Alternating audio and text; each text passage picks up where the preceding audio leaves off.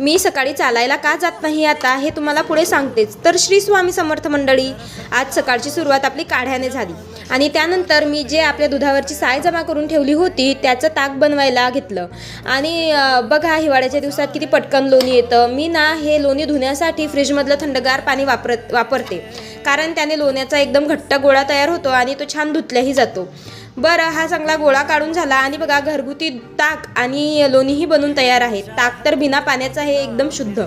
त्यानंतर आम्ही मंदिरात गेलो होतो, तिथेही फुलं आली होती. बाहेर गेलो जरा, लायब्ररीमध्ये जायचं होतं आणि तिथं बघा गवती चहा किती छान आला आहे. त्यांची झाडं पण छान आली होती, पण आमच्या लायब्ररीमधलं काम झालं नाही. आणि मी सकाळला फिरायला जात नाही, कारण म्हणतात बिबट्या आला आहे, तोही रोटीमध्ये आला होता. तर माझा जरा जीव घाबरतो फिरायला जाण्यासाठी. असू द्या. बाहेर शॉपिंग करायला गेलो होतो तर दादूसाठी हा छोटासा चार्ट आणला आणि परत येत होतो तर आरती चालूच होती. मग म्हटलं आरती करूनच जाऊ.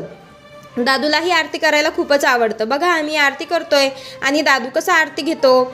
घरी आल्यानंतर बाबांना त्यांना आपला चार्ट दाखवत होता. चला आता बिबट्या खरंच आलाय का हे मला कमेंटमध्ये सांगा. बाय.